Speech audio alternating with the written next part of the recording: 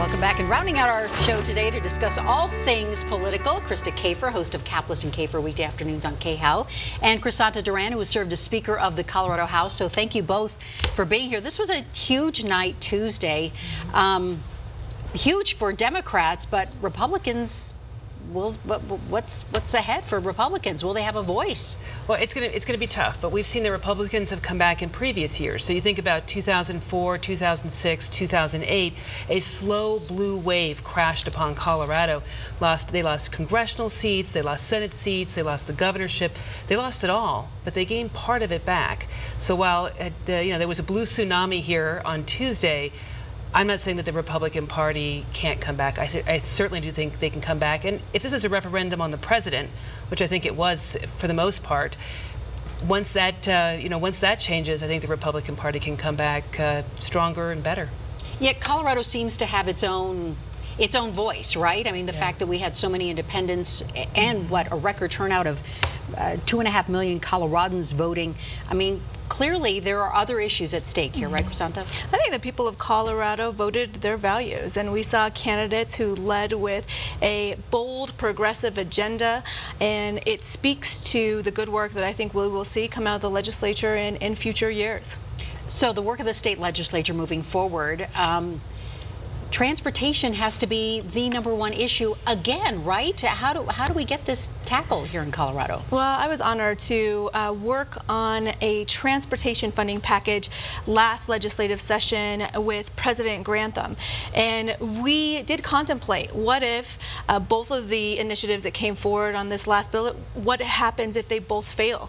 And since both of them did fail, the people of Colorado are going to see a referred measure that was part of Senate Bill 1 from last legislative session to ask to authorize $2.3 billion in transportation projects in the state without raising taxes. And so I'm very thankful that we were able to find common ground on this important issue. But is it enough? I don't know, but here's the thing. I think you're right. The voters did vote their values, and so even though they embraced liberal candidates, they voted against liberal policies. They said no tax hikes. They said no to quashing oil and gas drilling in this state. So if there's going to be a new solution, I think it has to involve not tax spending.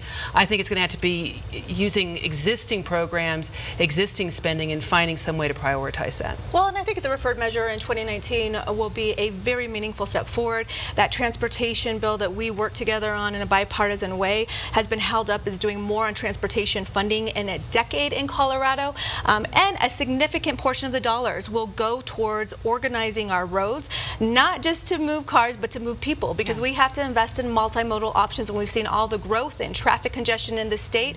And I hope that regardless of the fact that Democrats are in control of the House and the Senate, Republicans next legislative session, I hope they will be part of a significant effort to make sure that there is a necessary revenue for decades to come in Colorado to be able to go towards transportation funding. You know, it's a huge frustration for all of Colorado. We just can't seem to agree on where to fix it. But red flag bill, what do you think will happen with that in this upcoming legislative session? I hope it passes. I think it's a good idea. If somebody is acting recklessly, if they're acting as though they've got mental issues, ideally that person would be put under a psychiatric hold. That's a pretty tough bar, a tough thing to do sometimes. Sometimes they're only held for a little bit, maybe a couple of days.